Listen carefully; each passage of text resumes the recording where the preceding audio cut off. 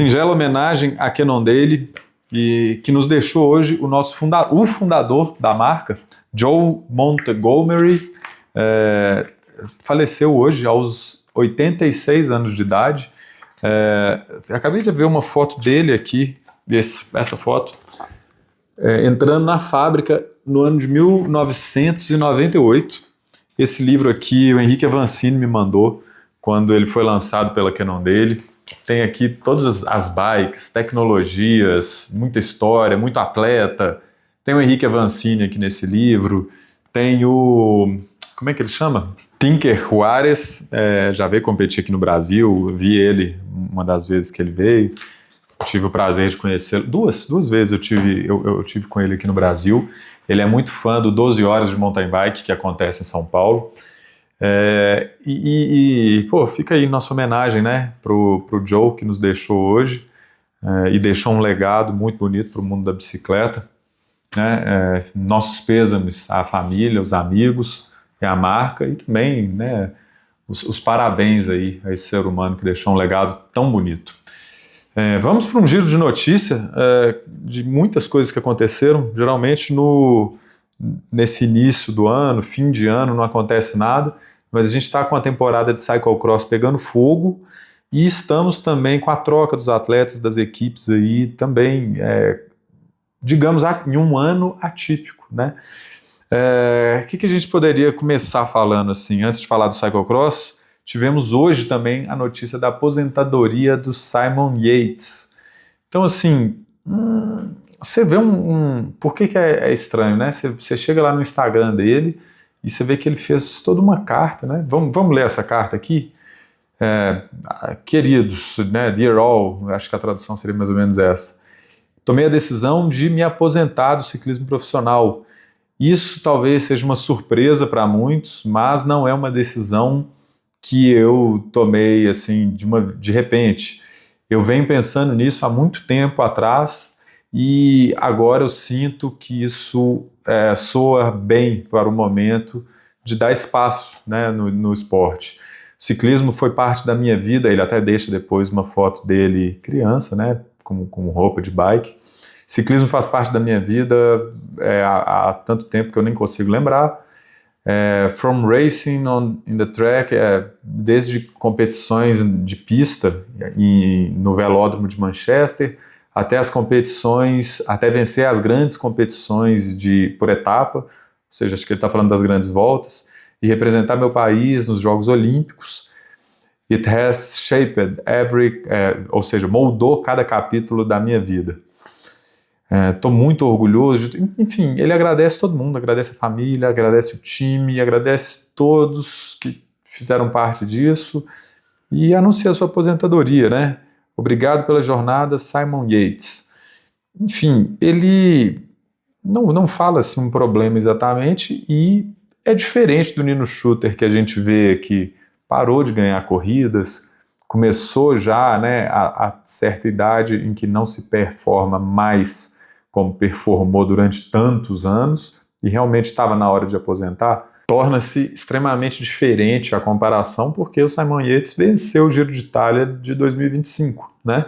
Então, um grande atleta que dá uma sensação na gente de partir prematuramente, apesar dele começar a carta dele falando que não, mas uma sensação de fritou os miolos, né? Parece que, e vamos dizer, vencer um Giro de Itália, né? Acontece muito. Na verdade, acontece mais com camisa de campeão mundial. O cara ir competir no ano seguinte com a camisa de campeão mundial e ter muitos reveses, não sei qual que é o plural da palavra revés. Acontece muito de fritar o miolo e dá essa sensação de que pode ter sido isso que aconteceu com o Simon Yates, porque tinha tudo para seguir para um 2026 brilhante e anunciar a aposentadoria, né? Por que esse assunto é pertinente? A gente poderia fritar aí em cima do Simon Yates, mas vamos passar para frente e falar da Samara Maxwell, que foi a líder da Copa do Mundo de Mountain Bike, que teve aqui em Araxá esse ano, e anunciou um ano sabático, um afastamento das competições durante um ano. Pelo que eu vi ali, entrei o Thiago lá do Bike na Lama fez uma postagem e falou que ela tinha contrato até o ano de 2028 com a equipe, e aí anuncia esse ano sabático. Isso é um pouco curioso, porque dá a entender também que fritou um pouco o miolo das corridas, né? E assim, vale a gente levantar como que o esporte profissional ele evolui, e talvez nos últimos anos, de uma pandemia para cá, ou da criação das redes sociais para cá, se a gente parar para ver, é muito recente, né? Estudos científicos estão só preocupados em estudar se o atleta, o que ele está comendo, se o ovo faz bem ou se faz mal, qual suplemento que faz bem, dieta cetogênica e os caralho, treino intervalado, treino de intensidade, andar muito tempo em Z2, é o que todo mundo fala por aí. Mas os fatores psicológicos, com certeza, é bem menos gente que estuda, é bem menos gente que divulga. E quantos atletas que fritam a cabeça e cansam da carreira esportiva, não faço ideia, né, se antes das redes sociais esse número era maior ou menor, mas estamos vendo aí uma galera, né? A gente pode pegar o caso da Jenny Rissveds, tinha esquecido o nome dela, da Suécia. Ela teve um quadro assim que ela ficou um bom tempo afastada e depois voltou com tudo, né? Mas ela claramente, caso de depressão, tal, cozinhou total. E o esporte às vezes tem esse efeito, né? A gente sabe que tudo que faz, mesmo as coisas que fazem bem, em excesso podem fazer mal. E não é nenhum tipo de falácia botar o esporte nessa lista, né? Por mais que seja uma prática incrível, que tira milhões de pessoas das ruas, das drogas, de um estilo de vida ruim, também tem a capacidade de, em algum momento, falar, opa, peraí que foi demais, peraí que alguma coisa aqui extrapolou os limites. E talvez nem seja o esporte em si que extrapola os limites, mas seja a pressão de um patrocinador, que é a pressão de um chefe propriamente dito, né? É um trabalho, literalmente. A gente até estava discutindo num grupo aqui hoje que, bike pra gente é descompressão das ideias, né? Você vai para desopilar, você volta melhor, mas para esses caras é um trabalho, e é um trabalho totalmente manual, é um trabalho totalmente à força. Se você acha que é difícil trabalhar com enxada e capinando mato, imagina trabalhar fazendo força em cima de uma bicicleta. É muito mais difícil, é muito mais desgastante, e ainda tem toda uma pressão de patrocinadores, chefes, diretor de equipe, companheiros de equipe, né? Às vezes você não é o cara que vai vencer um Tour de France, mas você é o gregário dele. Puta que pariu, né? E aí, e redes sociais, né? O ser humano não foi feito para lidar com frustrações. Todo ser humano tem dificuldade de lidar com frustrações e críticas. Isso é natural do ser humano, né? O vizinho fala mal de você, o seu colega de trabalho fala que sua roupa não é tão bonita. É natural do ser humano não lidar bem com aquilo. E aí imagina quando você é um Henrique Avancini, um Nino Schurter, que tem 1 milhão de seguidores e 10% deles resolvem falar que você mandou mal em uma corrida, você usou uma estratégia ruim. Às vezes esses caras até estão certos e você reconhece, né? Você chega em casa e você fala, puta, devia ter feito tal coisa na corrida, vacilei, como que eu não percebi isso lá na corrida? E todos os seus seguidores perceberam que eles estavam no sofá, no conforto de casa, aí eles vão lá meter o bedelho e você tem que lidar com aquelas 300 mil críticas, né? Não deve ser fácil, o ser humano não tem facilidade para lidar com isso, principalmente quando é totalmente amplificado nas redes sociais, né? Então, às vezes falta um pouco desse tipo de discussão, não nossa aqui, eu com vocês, mas dos atletas, com seus dirigentes, com seus diretores, com seus patrocinadores, porque às vezes eles poderiam ter tido, digamos, um Simon Yates por mais tempo, uma Samara Maxwell por mais tempo. E por falar em atletas fritando miolo, cozinhando melão, o Wout van Aert, ele tomou um tombo grave, né, na última corrida de cyclocross, que foi uma corrida duríssima, muito exigente, como se não bastasse o fato do cyclocross ser um dos esportes, aparentemente, nunca tive dentro de uma pista de cyclocross com uma bicicleta, mas é só você bater o olho que você vê que aquilo deve ser a disciplina mais destruidora do ciclismo, do mundo da bicicleta, porque é correr e pedalar, e subir escadaria, e pular uns negócios, e dar uns... Meu irmão, não deve ter nada tão difícil igual o cyclocross. Não deve. Aquilo ali é a academia militar do mundo da bike, chama-se cyclocross. Aí os caras ainda pegam uma etapa com neve, barro, lama, areia, temperatura abaixo de 0 graus. O Van der Poel mesmo falou assim, velho, foi difícil pra caramba, porque a mão não funcionava. Os pés, ele falou que não conseguia desclipar o pé do pedal. Assim, parte deve ter sido pelo barro, mas eu entendi que pela fala dele foi porque estava muito gelado, muito frio. Não sei se o frio tem algum efeito no pedal, mas não, acho que é porque você não sente o pé mais. Faz tanto frio que quem nunca pegou uma hipotermia aí, no Brasil, tô falando, já peguei dessa de não conseguir frear, porque a mão estava muito fria, estava muito dura, muito tempo descendo, com chuva batendo e molhando, e você não consegue sentir quanta força você faz no freio. É como se você estivesse cego da mão, você não tem noção de quanta força você está fazendo ali, ficou horrível para frear, totalmente perigoso. Imagina numa neve daquela, que os caras não pegaram, né? Então o Wout van Aert tomou um tombo ali, torceu o pé de um jeito assim horroroso, negócio de embrulhar o estômago. Igual é quando cai do tamanco, né? Falei assim na Greg News brincando, parecia que estava usando um salto 17, mas ali deve ter torcido bonito. E um maluco, sangue, né? A única coisa que ele tinha quente ali era o sangue na cabeça. Saiu pedalando sem sentir dor nenhuma. E o foda era isso, se fosse só pedalando, ele completava essa prova. Mas nos momentos que ele tinha que andar, ele devia estar massacrando aquele tornozelo dele ali. E foi fazer uma troca de bicicleta, aí na troca ele percebeu que não dava para pôr o pé no chão. E dali já foi fazer uma cirurgia, né? E estão falando em 3 meses sem competir.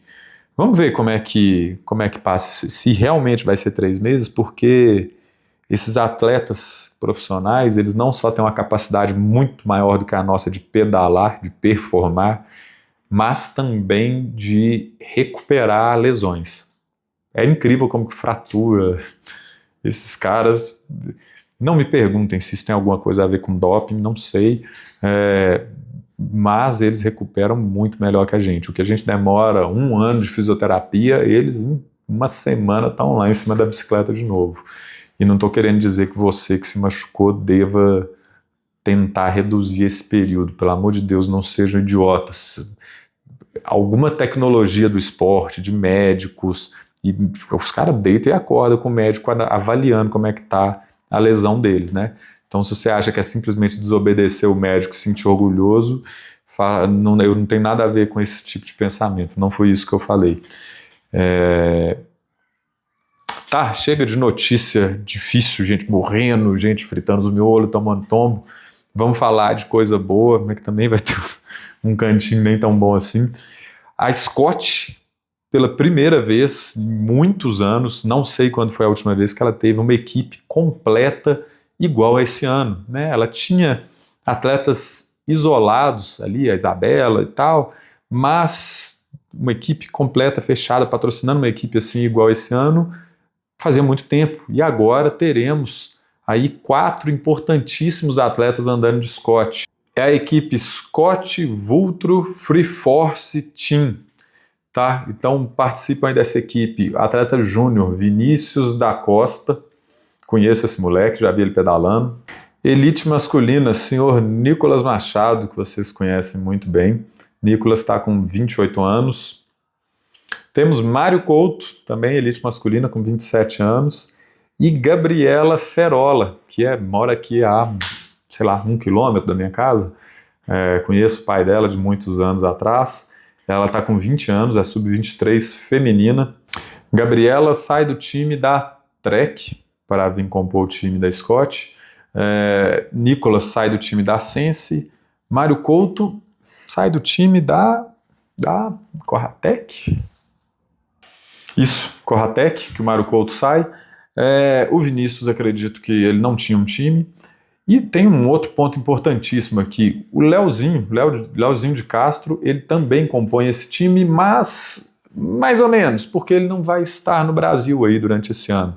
Então o time apoia ele, provavelmente num esquema parecido com o Henrique Bravo tem com a Specialized aqui, né, no Brasil. Quando está aqui, ele corre pelo time Specialized, o pessoal ajuda ele. quase não aconteceu, né? Vamos ver como é que vai ser com o Leozinho, né? Mas acredito que ele ainda vai explicar um pouco melhor como que é esse time que ele arrumou lá na Suíça. Peraí. A equipe dele chama 1050 ou 1050, né? Provavelmente não se fala em português, Bike Team. Mas ele fala, contarei com o suporte da Scott Vultro Free Force Team MTB e Scott Brasil nas corridas nacionais.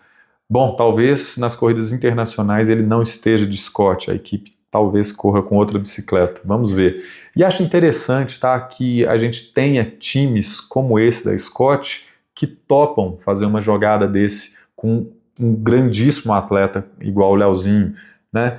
Porque às vezes fica de mesquinharia. Digamos, eu nem sei que bicicleta é que o Léo, que essa outra equipe usa. Pode ser que seja Scott mesmo. Vamos dar como exemplo aqui que seja Cannondale, Specialized. Lá fora ele tem um contrato, aqui tem outro. São corridas diferentes. Provavelmente ele vai correr de ciclismo de estrada lá fora, nessa equipe gringa. E quando chegar aqui e for competir de mountain bike, não precisa ter muito a ver uma coisa com a outra. Ele é novo ainda, não é um rockstar igual um Nino Schurter, que tem tudo muito exclusivo, né? Que tudo demanda exclusividade. Então é muito bacana você ver marcas abertas à não exclusividade dentro da parceria. Vamos dizer, pô, velho, vai rolar uma ação beneficente, não sei o quê, que quem está patrocinando é a marca de roupa lá da Paraíba. O que o pessoal da Free Force tem que achar ruim isso? Pô, Leozinho, vai lá, usa a roupa dos caras, velho, tem nada não. O resto do ano, ou Leozinho, qualquer pessoa do time, o resto do ano todo você tá de Free Force, não é? Valeu, brigadão, velho. Sucesso, né? Não tem por que as marcas ficarem nessa síndrome da Rede Globo, sabe? A Rede Globo, quando vai filmar um evento, um carnavalzinho de rua, aí eles embaçam qualquer marca de cerveja, qualquer boteco do Zé que apareceu lá no fundo da câmera, porque não pagou, não vai aparecer na nossa emissora. Sabe quem que não tem esse tipo de pensamento besta e lidou muito bem, fez o esporte crescer muito bem sem esse tipo de pensamento? A Red Bull. A Red Bull, né, tinha seus patrocinadores, Master, que pagavam a grana e tal, mas, vamos dizer, a Cannondale patrocinava alguma coisa, sei lá quem patrocinava, mas aí chegou lá, o Leozinho ganhou com a bike da Sense. Vem para cá, traz sua bicicleta, nós vamos te filmar, nós vamos fazer todo mundo crescer. Não tem por que a Red Bull, ou mesmo a Cannondale, que era o patrocinador Master, acharem ruim isso, né? Então, parabéns, Scott, Free Force, Vultro, parabéns para o Marlen, que é o manager e provavelmente é o Relações Públicas desse novo time, né? Essa sementinha provavelmente nasce com o Marlen, a junção de todas essas equipes. Sucesso a todos. E aí, continuando esse assunto, nós temos alguns boatos praticamente confirmados aí, por exemplo, a dissolução do time da Specialized, e parece que geraram alguns ruídos aí que eu não consegui enxergar dessa forma, posso estar errado, mas que o time sacaneou os atletas. Acho um pouco precipitado falar isso por enquanto, né? Quando um time assim se dissolve, provavelmente eles fazem de tudo, eles já deixam mais ou menos encaminhado para esses atletas estarem em outras boas mãos. Entendam, às vezes o time se dissolveu não porque eles tomaram a decisão de demitir os atletas, mas porque às vezes um grande atleta que eles tinham na elite masculina conseguiu um contrato com uma outra grande marca. E aí eles preferiram, né, dissolver o time, porque não tinha quem colocar ali. E vale lembrar que a Specialized tem um time de base que chama-se Supera Racing Team, e acredito que alguns atletas devem ter ido para outros times maiores e outros foram para o Supera Racing Team, que provavelmente vai fazer um excelente trabalho, né? Quem está na frente ali é o Bitelo. Vamos ver, acho que eles ainda não anunciaram nada com relação a isso, mas não diria nem que isso é uma notícia ruim, mas é um fluxo natural das marcas, tá, gente? A Specialized investiu muito forte no esporte nos últimos 5 anos, talvez mais. Patrocinaram Brasil Ride, patrocinaram atletas com muita força, grandíssimos atletas, grandes eventos, muitos, Copa do Mundo, eles eram o maior patrocinador nacional ali, naquela Copa do Mundo em Araxá. Esse ano não vai ter Copa do Mundo, né? O Rogério Bernardes, idealizador da Copa do Mundo, falou isso de uma forma muito sensata. Talvez o evento todo ano não fosse algo saudável para o mercado brasileiro. Talvez isso criasse uma saturação muito grande e uma concentração de esforços muito grande para aquele evento.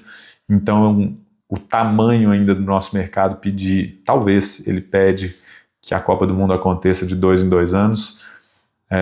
Muito sensata a fala dele, né? Se fosse só por ganhar dinheiro, ele poderia muito bem poderia muito bem mexer os pauzinhos lá para trazer o evento todo ano, ele ganhar bastante dinheiro durante um tempo, mas a longo prazo isso acabasse ruindo. Então a fala dele é extremamente sensata, e os times também tomam decisões assim, tipo, beleza, vamos investir em time? Tá, vamos botar um prazo aí de 3 anos para esse projeto, e depois a gente pausa para pensar na vida e ver como é que foi, fazer um balanço, investir em outras frentes.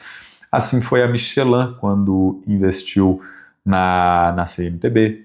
Assim foi a própria Red Bull, com vários anos de transmissão de mountain bike, de cross country, né? E depois falou, ok, vamos dar uma pausa. Investir em outras frentes, tem vários outros esportes, tem vários outros públicos, né, que precisam desse tipo de apoio, e assim segue a vida, né?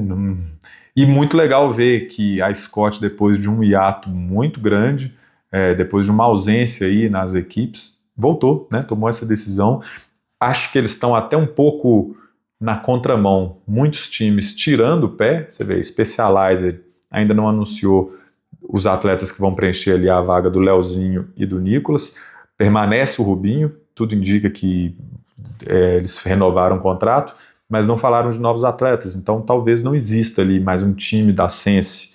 Acho que eu falei Specialized ali atrás, quer dizer Sense, né? Não ter mais o time, mas esse boato da dissolução também da Specialized. Não sei Caloi como é que tá, se alguém já falou aí alguma coisa da Caloi, mas então assim, durante todos esses anos que esses times estavam muito fortes, a Scott parada.